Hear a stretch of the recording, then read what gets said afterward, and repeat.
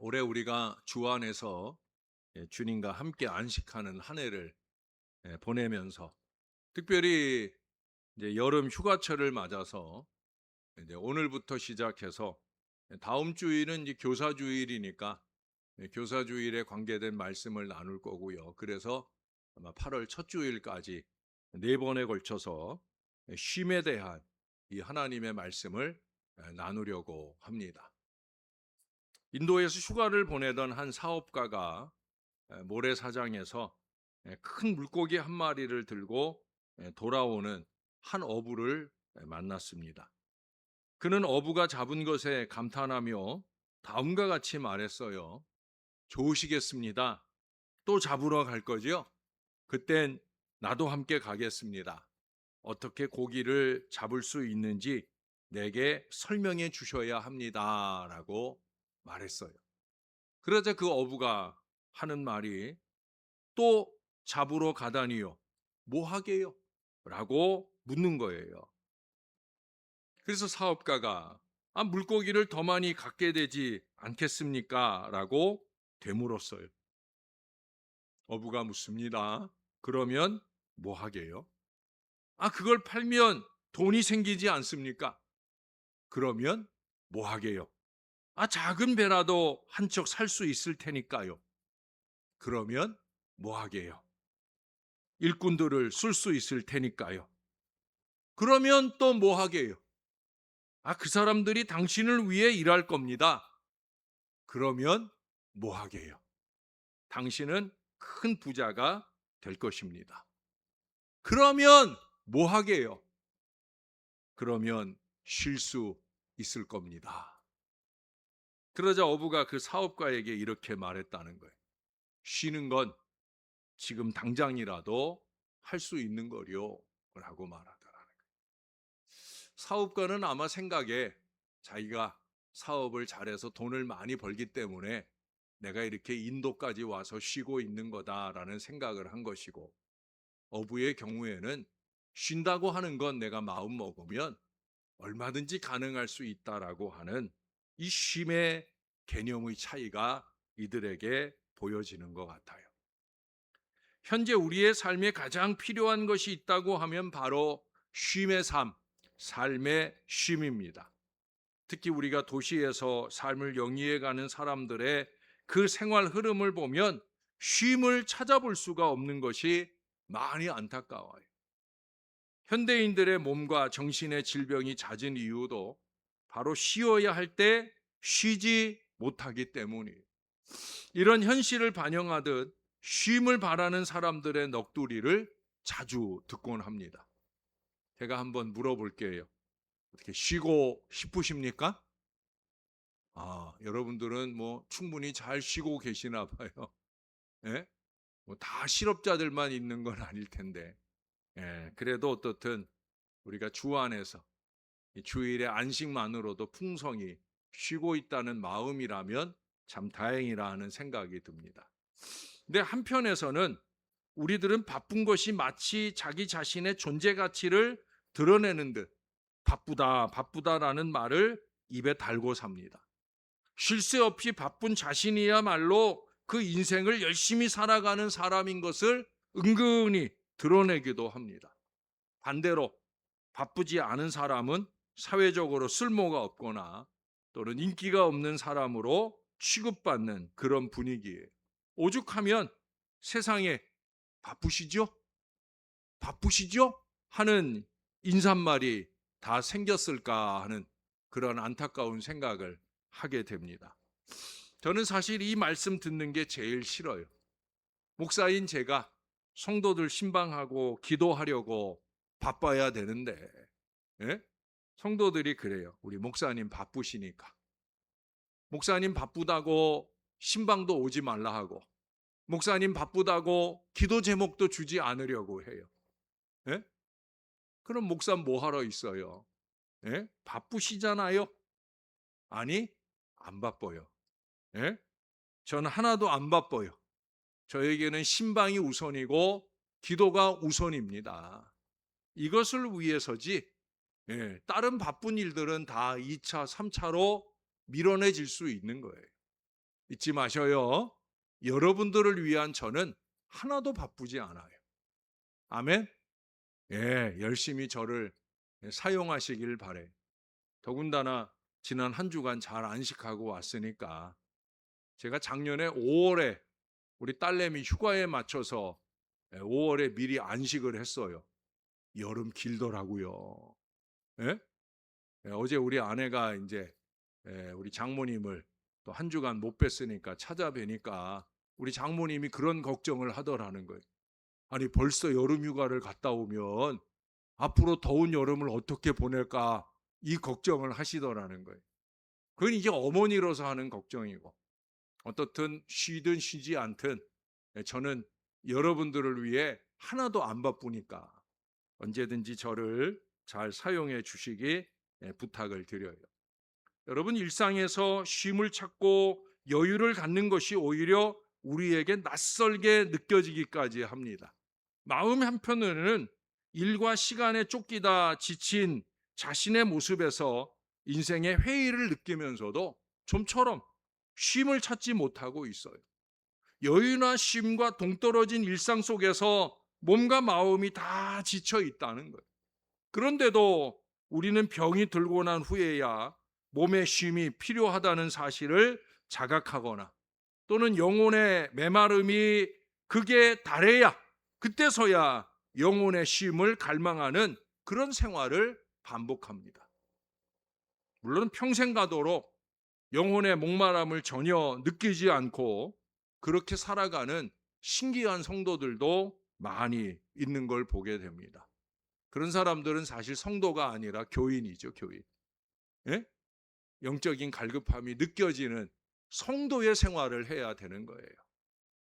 비단 사람만이 쉼이 필요한 게 아니죠. 오늘 지구의 자연, 이 땅도 쉬어주지 못해서 몸살을 앓고 있어요.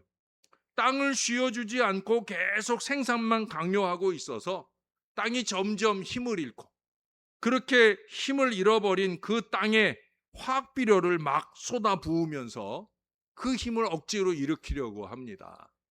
그러나 실제적 땅의 기운, 그 기운이 점점 약화되어서 그 땅에서 생산된 곡물이나 과일 또한 제 영향을 발휘하지 못하고 있어요.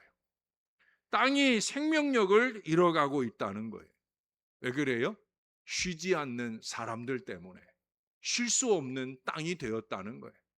제가 올해 현수막을 잠깐 행사 현수막으로 바꿔놓았지만 그 현수막에도 적어 놓았잖아요. 우리가 쉬는 것도 중요하지만 그보다 더 중요한 건 뭐라고요? 쉬게 해주는 것. 쉬게 해주는 것. 그게 중요한 거예요. 자연을 향해서도 마찬가지예요. 자연이 쉬겠다고, 사람이 쉬겠다고 자연을 너무 들들 볶으면 안 되는 거예요. 사람도 자연도 쉴 수 있을 때, 그럴 때 생명력은 유지되고 또 회복할 수 있는 겁니다. 우리가 이러한 사실을 모르는 바가 아님에도 불구하고 오늘 우리는 좀 더 여유를 갖기 위해 여유 없이 일하는 이런 모순된 삶을 살아가고 있다는 거예요. 저는 교육자들에게 토요일 날 좀 쉬어라. 예? 몸을 좀 쉬어주고 주일날 베스트를 다하는 온전한 헌신을 이루어라고 강조를 합니다. 토요일 날 쉬어 주어야 주일날 최선을 다한 섬김과 헌신의 사역들을 이룰 수 있는 거예요. 제가 앞에서 인용했던 예화는 그렇게 미련하게 살고 있는 우리의 삶의 모습을 반추하게 해줍니다. 여러분, 성경 기자는 아담이 타락하고 후 하나님께서 아담에게 쉼 없이 죽도록 고생해야 먹고 살 거다라고 말씀하셨다고 기록하고 있어요. 벌이 뭐예요? 쉬지 말라는 게 벌이었어요. 쉼 없이 노동만 하는 이 현실의 고통을 우리 하나님의 벌로 묘사하고 있는 것은 오늘 쉼 없이 살아가는 현실을 합리화하려는 것이 아니라 당시 쉼 없이 살아가는 인류가 얼마나 고통스러운지를 벌의 하나로 묘사해 주고 있는 거예요. 여러분, 쉼 없는 일, 그게 벌이었다라는 걸 우리가 상기해야 되는 거예요. 예? 열심히 일하고 있는 것만 잘하는 게 아니에요. 결국 쉼 없이 일하고 있는 건 내가 나 스스로에게 벌을 주고 있는 거예요. 그 하나님이 주신 벌이 아니에요. 내가 나를 벌 주는 어리석음으로 살아가는 거예요. 그것은 본래 하나님의 창조 질서가 아니었다라는 것을 말씀드리고 싶어요. 쉼 없이 살아가는 현대인의 모습은 아직도 인간의 삶이 본연의 모습을 되찾지 못하고 있다는 것을 보여줍니다. 그래서 하나님이 올 한 해 저희더러 쉬라 하셨고, 지난 몇 달 전에 이 쉼에 대한 말씀으로 저에게 준비하게 하셨습니다. 여러분, 요즘에 영성에 대한 관심이 폭발해 가면서 영성에 관한 많은 책들이 쏟아져 나오고 있어요. 그럼에도 불구하고 영성이 회자되는 것은 그만큼 영성에 대한 이해가 영성 생활로 이어지지 않고 있다는 증명이기도 합니다. 아마 여러분도 영성이라는 말을 들으면 좀 경기를 할 거예요. 어려운 말이다, 이렇게 미리 과신하는 경우도 있을 거예요. 사실 우리의 삶의 구조가 바뀌지 않는 한 이 영성적 삶으로의 전환은 피상적이고 지속할 수밖에 없게 됩니다. 영성적 삶으로 변화되기 위해서는 현재 우리 삶의 구조가 변화되어야 되는 거예요. 우리가 어제 새벽에도 야곱의 새 출발을 보았잖아요. 야곱의 마음가짐이, 그런 편협된 세속적 마음가짐이 주님을 만나고 주님을 의지하는 변화를 통해 새로운 미래가 열렸던 것처럼, 영성이 우리에게 유익된 미래가 되기 위해서는 변화가 돼야 되는 거예요. 그 변화의 실제적인 내용이 바로 쉼의 삶입니다. 쉼 있는 삶의 구조 없이 어떻게 우리의 영성적 삶을 살 수 있겠는가라고 제가 말씀을 드리면 아마 이해 못하실 분들도 많을 거예요. 왜 그래요? 쉼을 그냥 놀고 먹는 것으로만 생각하면 그렇습니다. 뭐 쉼이 무슨 영성인가? 예? 쉼은 놀고 먹는 건데 그걸 통해서 무슨 영성을 목사님은 말하고 있는 것까? 사랑하는 여러분, 제대로 잘 쉬기만 한다면 쉼은 삶의 여유의 회복입니다. 그래서 쉼의 영성이 중요한 거예요. 우리의 영성은 그리스도의 영으로 말미암아 그리스도와 우리 하나님과의 연합되는 신비 속에서 성장하게 되어지는데, 자신의 몸과 마음을 혹사하고 또 주님 앞에 기도 한번 제대로 할 수 없을 정도로 그렇게 여유 없이 살아가는 사람들 속에서 이 영성이 자라고 성숙될 수는 없는 거예요. 그렇기 때문에 쉼은 우리의 신앙을 위해서 매우 중요한 요소입니다. 자신의 삶 속에서 자신을 성찰하고 기도하며 우리 하나님의 말씀을 묵상하는 등등의 가장 기본적인 영성의 삶을 위해서 여유와 쉼의 생활이 보장되어야 되는 거예요. 평소에 쉼 없는 삶, 쉴 줄 모르는 삶이 영성의 삶으로 이어지는 거란 불가능합니다.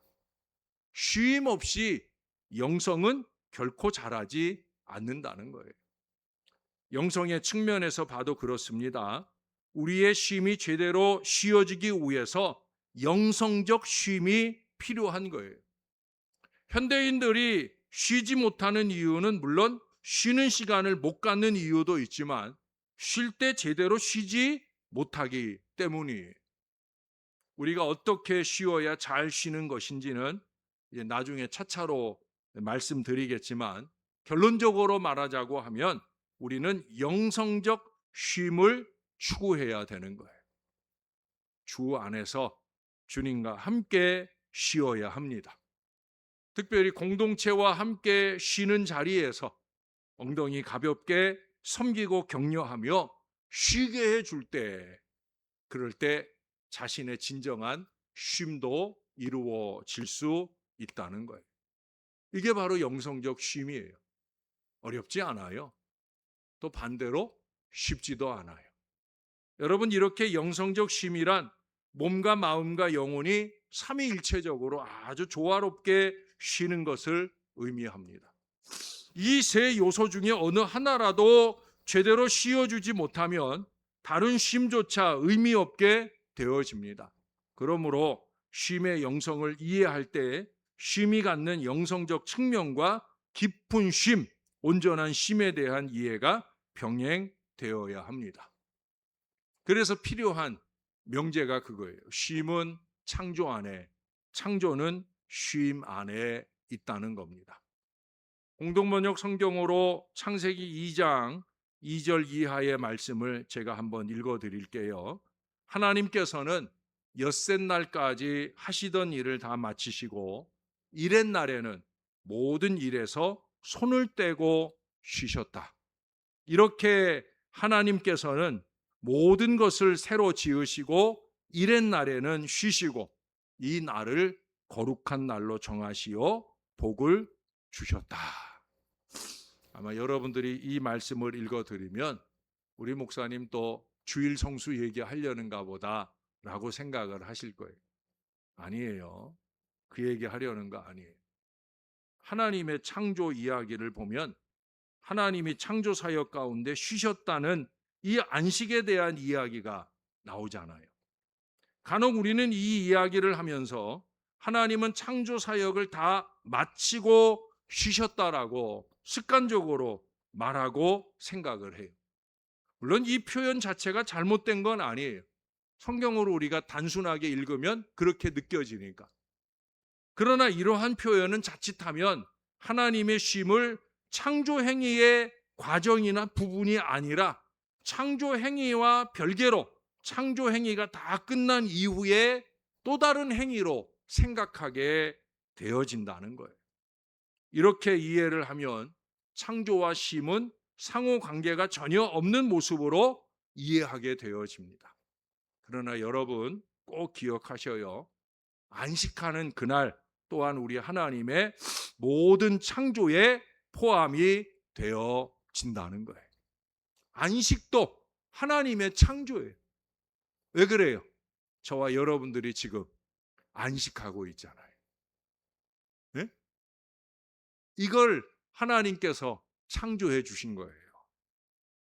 안식이 없었다면 아직 창조는 미완성인 겁니다. 창조 없는 안식, 안식 없는 창조란 있을 수 없는 겁니다.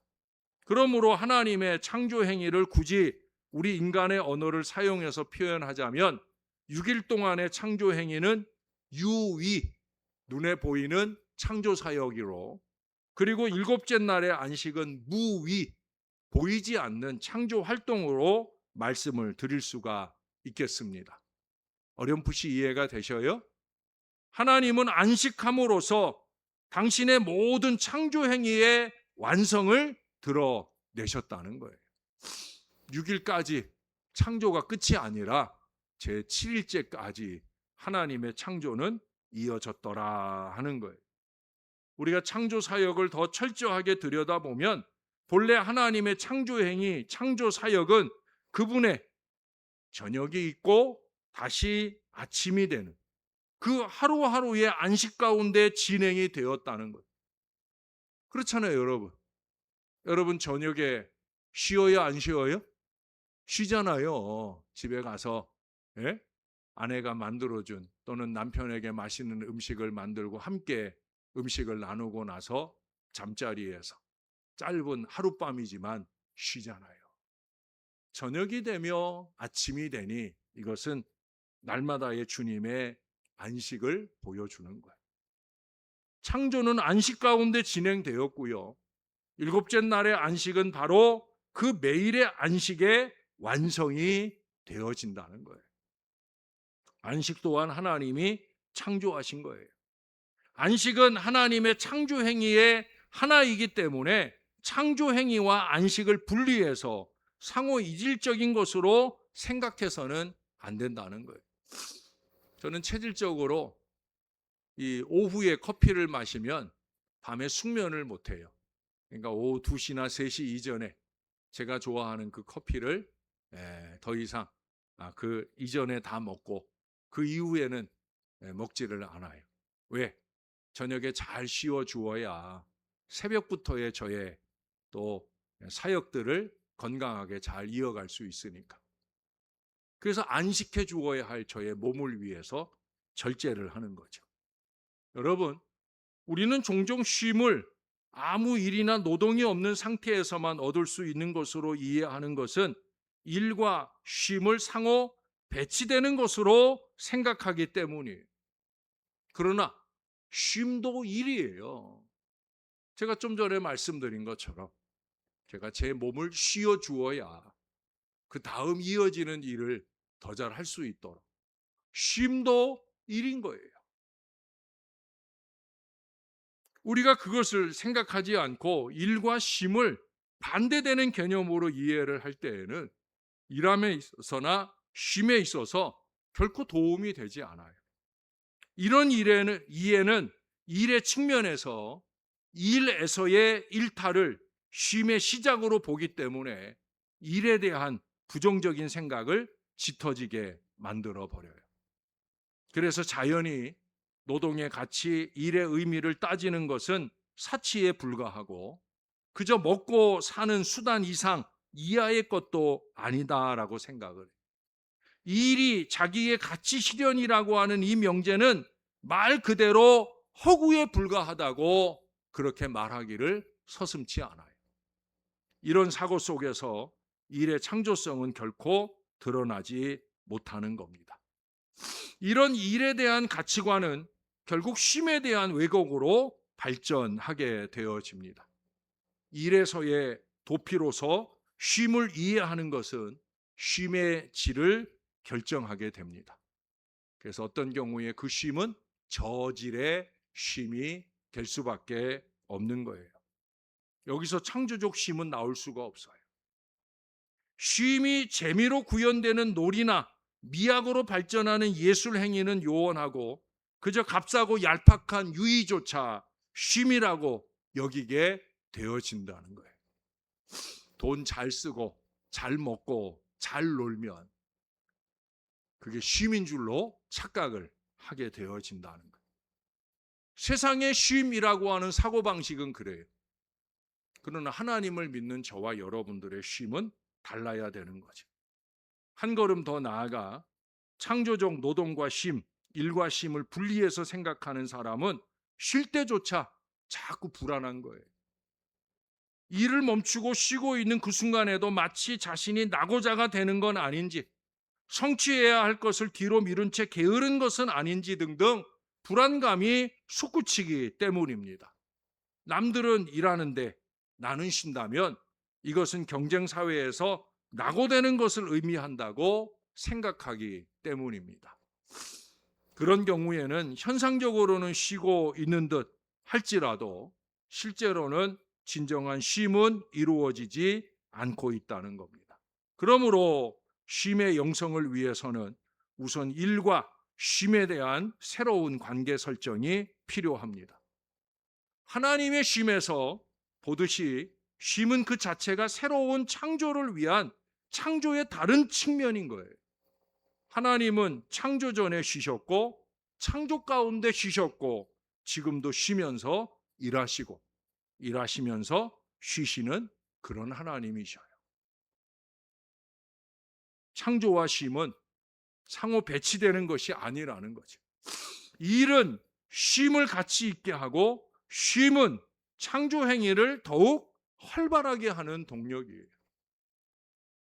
그래서 안식일을 말할 때 하나님은 힘써 6일을 일하라고 그리고 제7일을 안식일이라 복되게 하겠다 말씀하신 거예요.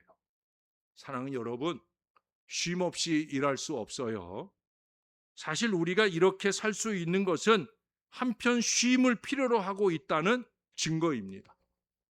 잘 쉬어야 잘 일할 수 있고 잘 일해야 잘 쉴 자격을 얻는 거예요. 꼭 기억하시면 좋을 것 같아요. 쉼의 영성은 지금까지 삶을 되돌아보며 새로운 출발을 향하는 새로운 존재로의 변화를 가져다주는 창조의 영성을 더욱 복돋아 줍니다. 쉼을 누릴 수 있는 사람만이 자신의 창조력을 발휘할 수 있으며 또한 노동의 가치를 만끽할 수 있는 거예요. 또는 쉬자고 누우면 그 누운 상태에서도 끊임없이 저의 머릿속은 목회를 해요. 예. 때로는 누웠다가도 또 핸드폰을 다시 주워들고 거기 그림글을 적거나 또 기도 제목을 적거나 또는 목회 계획을 적거나 하는 일들을 이어갑니다. 저는 그게 쉬는 거예요. 예? 올바른 쉼을 반복할 수 있는 사람만이 자신의 몸과 영혼을 건강하게 유지시킬 수 있고요. 또 그런 사람에게서 창조적인 일이 발생하게 되어집니다. 쉼이 없는 생명의 삶은 사실 죽음의 삶을 살아가는 거예요. 왜냐하면 쉼 없이는 생명이 생명답게 살아갈 수 없기 때문이에요. 인간의 육체와 영혼의 결합체인 이 몸도 쉬어주지 않으면 생명체로서 몸은 곧 시들고 말 거예요. 만약 우리가 몸을 쉬어주지 않는다면 몸을 학대하는 것이고 이것은 결국 하나님의 창조 질서를 파괴하는 그런 결과를 초래하기 때문이에요. 여러분, 쉼이 중요한 이유는 하나님이 창조한 본래 인간의 삶이기 때문이에요. 하나님은 우리를 쉬도록 만들어 주셨어요. 구약의 대표적인 사건인 출애굽. 여러분, 그 출애굽도 뭐예요? 젖과 꿀이 흐르는 가나안의 안식, 쉼을 위해서잖아요. 참 쉼은 하나님의 은총인 거예요. 그래서 히브리서 기자는 하나님이 마련하신 이 안식처를 언급하면서 출애굽 시절에 그 40년 광야 여정 중에 죽어버린, 그래서 하나님이 마련하신 그 안식처에 들지 못한 사람들에 대해서 다음과 같이 말씀해 주고 있어요. 하나님께서 결코 당신의 안식처에 들어가지 못하리라고 하신 것은 누구에게 하신 맹세였습니까? 순종하지 않는 자들에게 하신 것이 아닙니까? 그러니 그들이 안식처에 들어가지 못한 것도 결국은 믿지 않았던 탓이라는 것을 알 수 있습니다. 하나님은 젖과 꿀이 흐르는 땅에 안식을 준비하고 그리로 이끌려고 하셨지만 그것을 믿지 않고 불평하고 원망하는 이들은 결국 그 하나님이 예비하신 안식의 미래로 갈 수 없었다는 거예요. 믿지 않는 자기들의 선택이 결국 자기들을 쉬지 못하게 만들었다는 거죠. 사랑하는 여러분, 안식은 하나님으로 말미암는 은총입니다. 솔로몬은 그것을 다음과 같이 신앙 고백합니다. 열왕기상 8장 56절에 보면 여호와는 찬양을 받으실 분이십니다. 하나님께서는 약속하신 대로 자기의 백성 이스라엘에게 태평, 즉 안식을 주셨습니다 라고 고백을 해요. 쉼이 하나님으로부터 말미암는다라는 것 비단 구약 시대에만 해당되는 것이 아니라 오늘 우리에게도 적용되어지는 말씀입니다. 시편 23편을 이런 쉼의 영성적 측면에서 읽어보면 쉼으로 인도하시는 우리 하나님의 따뜻한 손길을 느끼게 됩니다. 한번 잘 들어보세요. 여호와는 나의 목자, 아쉬울 것이 없어라. 푸른 풀밭에 누워 놀게 하시고 물가로 이끌어 쉬게 하시니 지쳤던 이 몸에 생기가 넘치도다. 그 이름 목자이시니 인도하시는 길 언제나 곧은 길이요. 나 비록 음산한 죽음의 골짜기를 지날지라도 내 곁에 주님 계시오니 무서울 것이 전혀 없도다. 막대기와 지팡이로 인도하시니 걱정할 것이 없구나. 원수를 보라는 듯 상을 차려주시고 기름 부어 내 머리에 발라주시니 내 잔이 넘치나이다. 한평생 은총과 복에 겨워 사는 이 몸 영원히 우리 주님의 집에 거하리다. 할렐루야. 쉼과 안식이 넘치게 하시는 목자 하나님의 은혜입니다. 목자이신 주님이 가장 추구하는 목표는 뭐냐? 저와 여러분들이 쉬는 거예요. 오늘 본문에도 말씀하잖아요. 수고하고 무거운 짐진 자들아 다 내게로 오라. 내가 너희를 쉬게 하리라. 이게 우리 주님의 목표라는 거예요. 하나님으로부터 오는 그 쉼은 그렇게 힘이 있는 쉼이라는 거예요. 그 쉼은 오늘 우리가 누릴 때 의미가 있는 거예요. 히브리서 기자는 그러므로 하나님의 백성에게는 아직도 안식이 그대로 남아있는 것입니다. 하나님께서 당신의 일을 마치고 쉬신 것처럼 하나님의 안식처에 들어가니도 그의 일손을 멈추고 쉬는 것입니다. 그러니 우리도 그 안식을 누리도록 힘써야 하겠습니다. 옛 사람들처럼 순종하지 않다가 낭패를 보아서야 되겠습니까?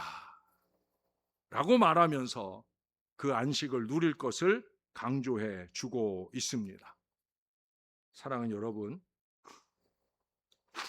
하나님이 우리에게 약속하신 영원한 안식을 위해 우리가 믿음의 삶을 살아가는 것은 결코 미래에 주어질 안식만을 위한 것이 아니에요.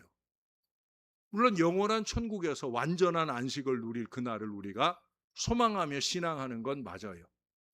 그러나 그날만을 위해서 오늘의 신앙이 있는 게 아니에요.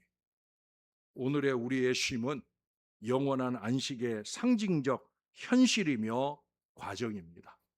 다시 말해 오늘의 안식, 올해의 안식은 영원한 안식의 일부분이라는 거예요. 내가 영원한 안식에 들어갈 구원받은 존재라는 이 증거는 내가 하나님으로부터 영원한 쉼을 얻고 있는가에 달려 있어요. 지금 우리가 제대로 잘 쉴 줄 모르는데 과연 영원한 안식이라는 게 우리에게 무슨 의미로 다가오겠습니까? 그렇잖아요. 그래서 제가 오늘 말씀을 여러분들과 나누는 거예요.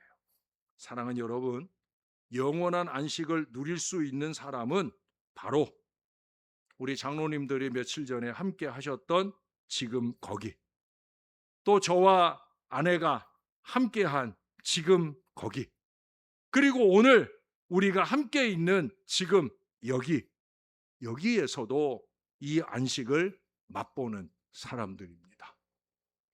우리는 그런 사람들이 되어야 되는 거예요.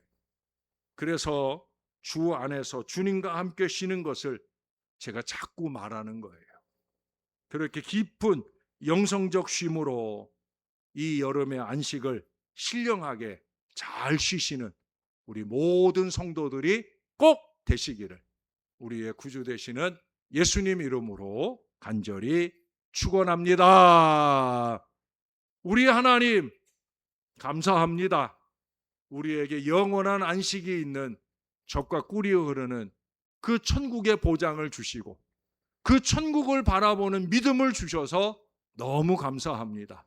그 믿음이 있다면 올해의 안식, 아니 오늘의 안식도 주 안에서 주님과 함께 잘 쉴 줄 아는 주님의 자녀들 되게 하여 주옵소서.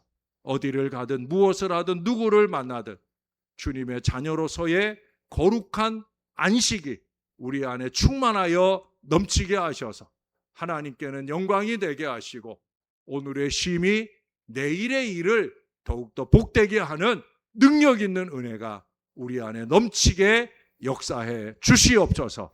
우리에게 쉼을 주셔서 너무 감사합니다. 예수님 이름으로 기도합니다. 아멘.